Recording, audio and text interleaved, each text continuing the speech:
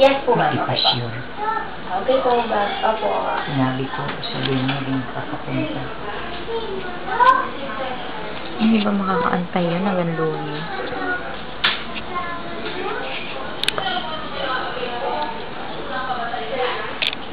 Nagsayang yung kataon na holiday.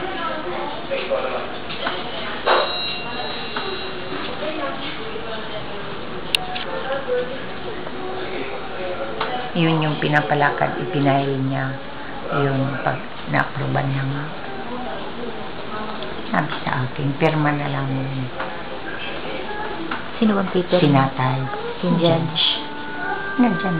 Pinatatype niya. Pinatatype. Pinatype niya nga niya. Ipiprint. Hindi naman ngayon ano yun. Kaya lang.